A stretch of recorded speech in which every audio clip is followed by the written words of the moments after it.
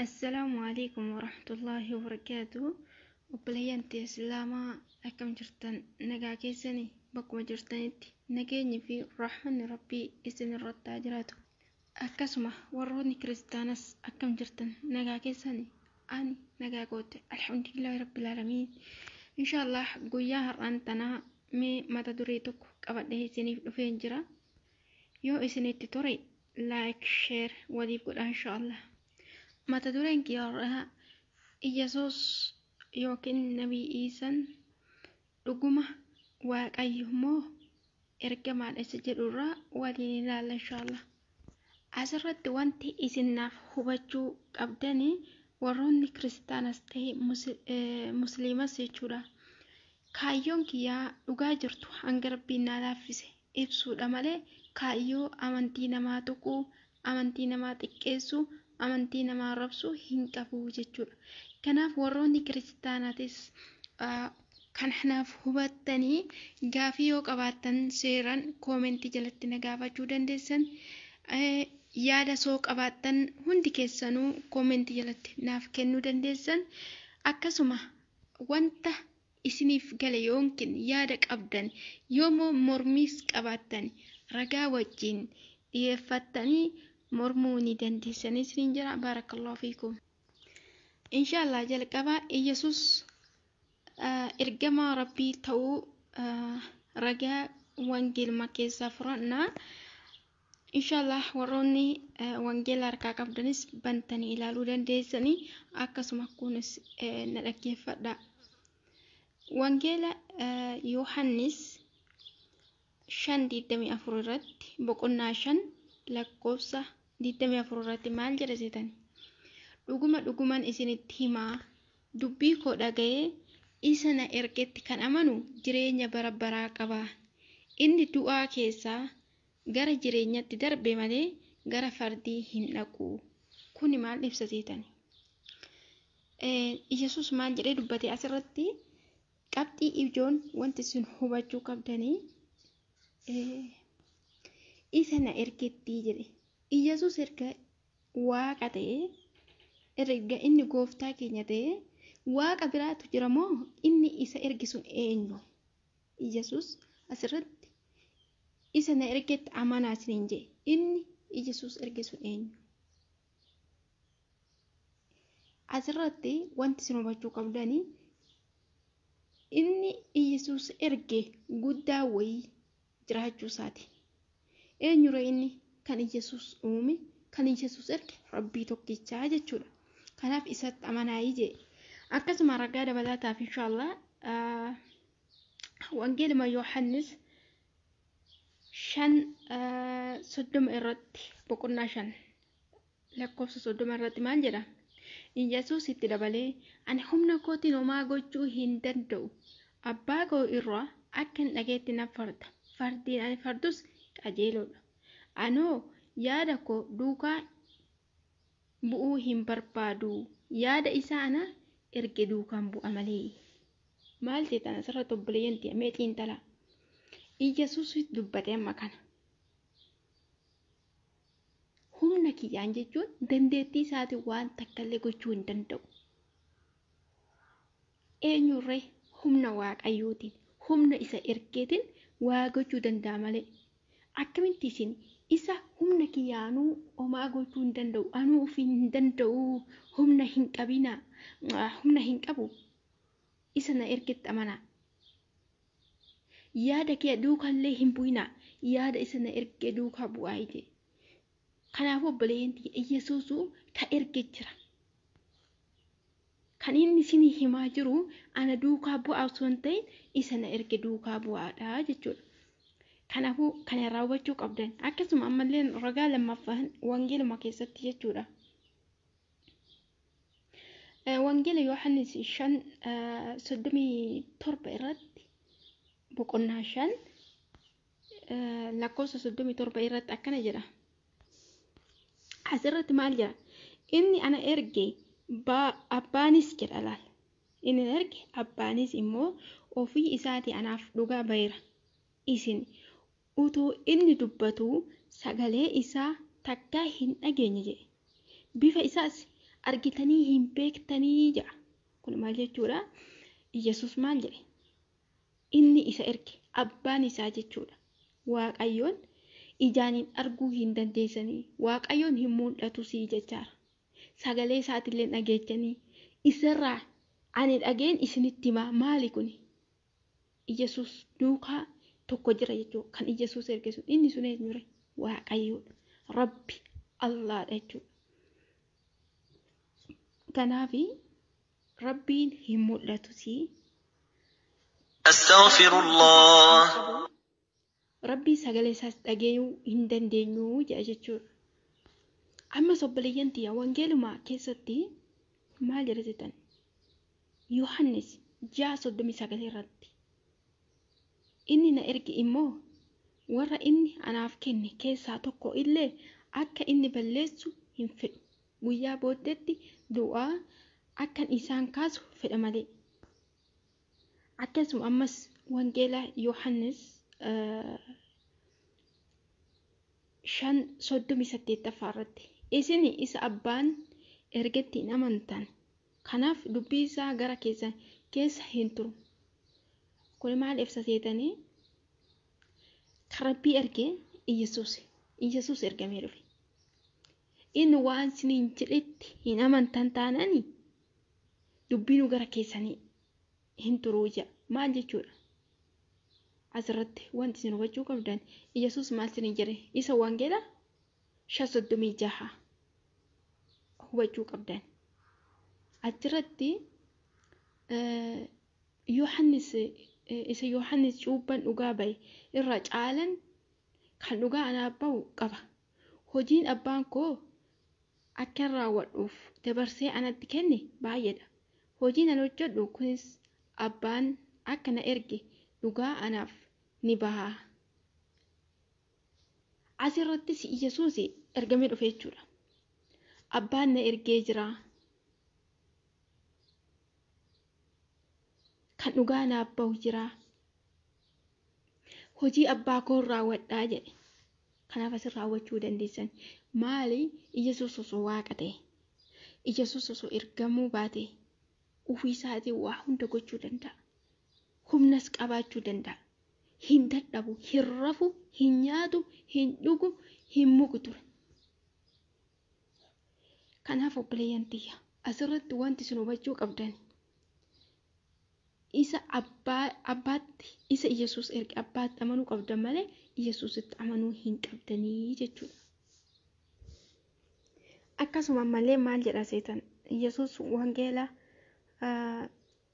Yohannis 7:28 irratti boqonnaa 7 lakkoofsa 28 irratti isa irratti Yesuus utuu mana qulqullummaa keessatti barsiisuu sagalee isaa ol fuudhee dhuguma ana beektu nama eessaa akkan ta'es ni beektu ofiin hin dhufne inni na erge jira inni amanamaadha isin immoo isa hin beektanii.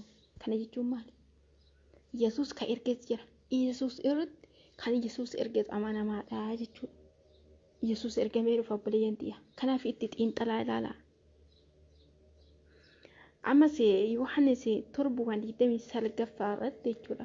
Aayaa 29 irratti ani garuu isa biraa nan dhufe isatus na ergee kanaafin isa nan beekaa isiniin jedhee jedhe. Yesuus isa biraa hin dhufe jechuun maal jechuudha? Ani ergamaadha jechuu isaati.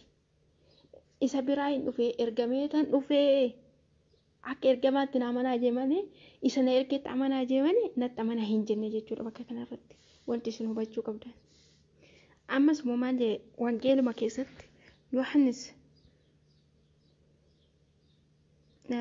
Yohannis 7:33 irratti boqonnaa 7 lakkoofsa 33 irratti Yesuus yeroo sanatti egaan yeroo gabaabduu duwwaadhaaf isin bira jira. Kana booddee gara isa na ergetti nan dhaqaa jedhe. Kana jechuun maal seetan?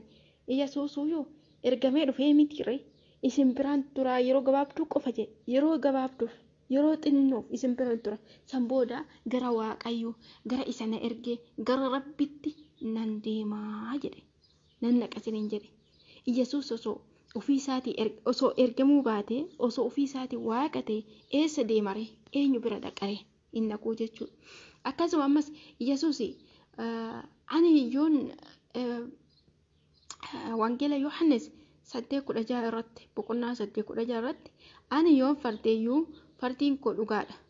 Anuu kophaa koo miti isa na erge abbaatu ana wajjin jira. Fardiin Yesuus siniin fardu. Fardii suni isa Yesuus ergeerraa kan isa wajjin fardamu malee kophaa isaatti fardii dhugaa tokkollee kan fardu hin jiru jechuudha. Isa inni erge Waaqayyo waan fardettaa malee wanti Yesuus fardii takkallee farduu hin danda'u. Anuu ofii kootiif dhugaa nan baha. Abbaan inni na erges immoo anaaf dhugaa ni baha. Isaaniinis ni jedhe. Kunis wangeela Yohaannis 8:16 keessatti jira jechuudha. Kana jechuun maali? Yesuus ofii isaatiif kophaa takka fardii jechuudha. Fardii takka akkana jedhee farduu hin danda'u. Dhugaa bahuu hin danda'u. Kan dhugaa bahu kan Yesuus bahu eenyu? Rabbi Waaqayyo jechuudha. Isa nuti Allah jennu kana. Osoo Yesuus Waaqayyo ta'e kophaa isaa fardii farduu danda'a jechuudha. Akkasuma maal jedhe ani waa'ee keessaniif kanan dubbadhu kana fardus waa baay'een qaba. Isa na erge irraa waanan dhage. Biyya lafaatti nan dubbadha. Inni na erges dhugaa qabeessa jedhee isinitti hime. Maal jedha asirratti obboleeyyan tiyya meetti xiinxalaa ilaalaa. Yesuus fardii inni fardu jechuudha. Wanti inni dubbatus isa ergerraa waan dhagee qofa. Biyya lafaa tanatti illee inni waan isin barsiisu wanti inni dubbatu isa ergerraa ergamee waan dhufeef ergamaa waan ta'eef Waaqayyorraa waan dhagee isinitti himaa isiniif fardaa malee kophaa isaa waan farduu fi waan ofii isaatii dubbatu tokkollee hin jiru jechuudha adda isaatti. Inni na erge na wajjin jira. Ani yeroo hundumaa kan isa gammachiisu waan ani hojjedhuuf inni kophaatti ana hin dhiifne isiniin jedhe. Waaqayyo wajjin jira jechuudha. Waaqayyo isa erge. Yesuus deebisee kana jedhe Yohaannis 8:42 irratti boqonnaa 8:42 irratti jechuudha. Waaqayyotu abbaa keessan ta'e ana ni jaalattu turtan. Anuu Waaqayyo keessaa ba'ee dhufeen as jira. Isatu na erge malee ani ofiif hin dhufne jedha. Kana jechuun maali? Yesuus ka ergee dhufe jira. Ani ofiifuu hin dhufne jedha. Abbaa jechuun maali? Abbaa Waaqayyo. Rabbi jechuun abbaa isaa kan Yesuus uume kan Yesuus erge. Isatu na erge malee ani ofii kiyyaa hin dhufne isin jedhe biyya lafaa tanarratti ardii tanarratti isin barsiisuuf ta'e isin gorsuuf ta'e wanti inni dhufe ergameetii jechuudha. Ammas Yesuus sagalee isaa ol guddisee maal jedhe Yohaannis 12:44 irratti boqonnaa 12 lakkoofsa 44 irratti namni anatti amanu isa na erge sanitti amana malee anatti amana miti. Subhanallah mee ilaala.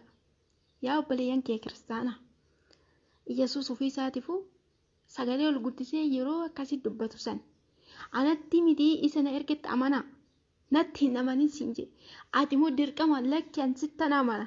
Lakki ati Yesuus gooftaadha yoo jetteen guyyaa furuu jireenya bara baraa dhabda. Ibiddaaf teessa.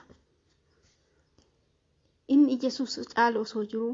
Inni Yesuus erge osoo jiru Yesuusitti amanuun hin taatu jechuudha. Yesuus ergamaadha malee Rabbii miti. Ammas maal jedhe Yesuus wangeela Yohaannis 12:49 irratti boqonnaa 12:49 abbichuma isuma na ergetu ofii isaatii waanuma dubbadhu na abboome malee ani ofumaa kootiif hin dubbanne. Ofii isaatii dubbachuu hin danda'u. Ofii isaatii waa gochuu hin danda'u. Ofii isaatii waa farduu hin danda'u jechuudha. Dhugumaan isinitti himaa jedha malee wangeela Yohaannis 13:20 irratti dhugumaan isinitti hima namni isa ani erge sumatu na simachuu isaati namni ana simatus isa na erge simachuu isaati jedhee isinitti dubbate. Eenyu simattarraa? Yesuus osoo hin ta'in kan Yesuus ergee jechuudha. Kanaafuu Yesuus kacaalus jira. Abbaan koo inni anatti isin kenne hunduma irra guddaadha jedha mallee ilaala. Wangeela Yohaannis 10:29 irratti inni na erge hundumarraa guddaadha. Anarrallee guddaadha. Kan dachii samii tana uume kan ana erge hundumarraa guddaadha jedhe. Kanaafuu Yesuus ergamaadha malee Waaqayyoo miti jechuudha. Nuuf garuu Waaqayyo tokkichatu jira.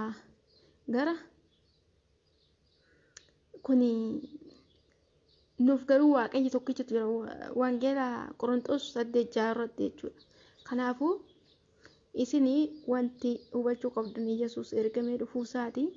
Yesuus immoo ergamaa Rabbii ta'uu isaati. Humna isaatii homaa gochuu hin danda'udha. Ragaan har'a isiniif dhiyeesse wangeela qofarraa jechuudha. Wangeela qofarratti hundaa'ee kitaaba keessan qofarratti hundaa'ee gaafii yoo qabaattan na gaafachuu dandeessanii koomentii jalattis na gaafachuu dandeessanii yaada keessan naaf qooduu dandeessanii arrabsoo malee jechuudha. Kanaafuu obboleeyyan xiyyaa inshaallah har'aaf isinirratti hin dheeressu guyyaa itti aanuuf sagantaa kiyya keessatti Yesuus ergamaa ta'uusaa Quraanarraa akkasuma sagantaatti aanu qabadhee isinii dhufa inshaallah. Agasittuu nagaa fi rahmata Rabbii keessanaaf jiraadha. Hunda keessanuu Rabbiif jecha isin jaaladha. Yoon dogongores afoonaallee akkasuma obboleeyyan xiyyaa kiristaanallee itti fufuu dandeessan gaafii keessan yaada keessan arrabsoo malee waliin itti fufuu dandeenyaan gadhumaatti isiniin jedha. Dhugaa yaa qabannu dhugaa yaa jaalannu.